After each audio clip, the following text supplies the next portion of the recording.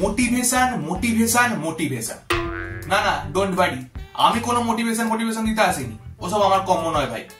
তবে আজকালকার বাজারে এই যে এত মোটিভেশনাল স্পিকারের ছড়াছড়ি, এই এনাদের নিয়ে আজকে আমি এই ভিডিওতে কিছু কথা বলবো।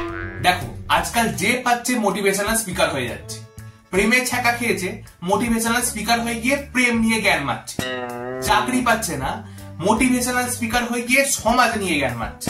নিজের পকেটে কানাকড়িও নেই, সে আবার মোটিভেশনাল স্পিকার হয়ে বড় লোক কি করে হতে হবে সেই নিয়ে জ্ঞান মারছে। নিজে কোন রকমের লেংড়ে পাস করেছে পরীক্ষাগুলোয়, সে আবার কি করে পড়াশোনা ঠিক করে করতে হবে সেই নিয়ে জ্ঞান মারছে।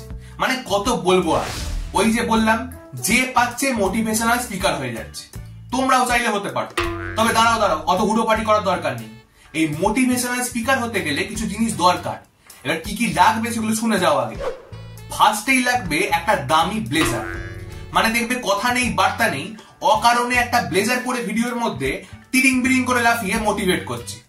মানে কি নর্মাল জামা কাপড় পরলে কি ফিলটা আসে না নাকি? এত সাজগোজের কিসের ধুম ভাই? সেকেন্ড, যদি লাইভ সেমিনার হয় তাহলে পাল পাল লোক লাগবে, যারা আপনার সেন্টি ডায়ালগ গুলোর পরে ক্ষণে ক্ষণে তালি বাজিয়ে উঠবে। কিন্তু যদি লাইভ সেমিনার না হয় তাহলে এত খাটাখাটনি কোনো দরকার নেই। নর্মাল একটা ভালো সেটআপ চাই, একটা দামি ক্যামেরা চাই, আর এরকম দেখতে একটা মাইক হলেই ব্যাস, খেল খতম। কন্টেন্টের নামে লাগবে শুধু কিছু পাল্টিবাজি কথাবার্তা, আর ক্ষণে ক্ষণে হেরে গলায় চিৎকার করে তুমিই পারবে, তোমার দ্বারা কিছু হবে, ওঠো জাগো, এইসব করতে হবে। এইসব মোটিভেশনাল ভিডিও বানানোর জন্য যেটা সব থেকে জরুরি, মানে যেটা ছাড়া এইসব ভিডিওর কথা ভাবাই যাবে না, সেটা হচ্ছে কিছু থমথমে ব্যাকগ্রাউন্ড মিউজিক। স্পিকার একটা করে পাঞ্চ লাইন মারবে, ব্যাস একটা করে ঝিনচাক মিউজিক বাজবে। এবার ওই লাইনে কি পাঞ্চ আছে সেটা ভগবানই জানে। যাই হোক, এই মোটিভেশনাল স্পিকার হতে গেলে কি কি র মেটেরিয়াল লাগে সেটা আমি তোমাদেরকে বলে দিলাম। এবার তোমরা চাইলে মোটিভেশন ফ্যাক্টরি খুলতেই পারো, নো প্রবলেম। কিন্তু এবার আমি বলবো যে এই মোটিভেশনাল স্পিকারদের জ্বালায় আমার মতো সাধারণ মানুষদের কি অবস্থা হয়। এনাদের এমন দোগলাবাজি কথাবার্তা, এনারা আমাদের মোটিভেট করতে আসে নাকি কনফিউজ করতে আসে সেটাই মাঝে মাঝে বুঝতে পারি না। যেমন একবার বলবে তুমি সব পারবে, তোমার মধ্যে অসীম ক্ষমতা, কেউ তোমাকে আটকাতে পারবে না। আবার কিছুক্ষণ পরে বলবে সবকিছুর পেছনে ছুটো না, সবকিছু তোমার জন্য নয়, তুমি কোনটা পারো সেটা খুঁজে বের করো, আমি আজ পর্যন্ত খুঁজেই যাচ্ছি।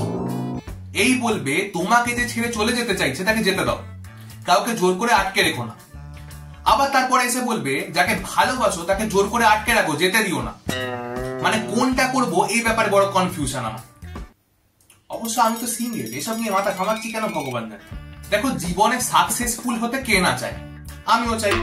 তো কিভাবে সাকসেসফুল হব সেটা জানার জন্য আমি এদের ভিডিও দেখতে গেছি। বলছে সব সাকসেসফুল মানুষেরা প্রধান যেই কাজটা করে সেটা হচ্ছে ভোর 4টের সময় ওঠে। মানে ভোর 4টের সময় উঠলেই সাকসেসফুল হওয়া যাবে।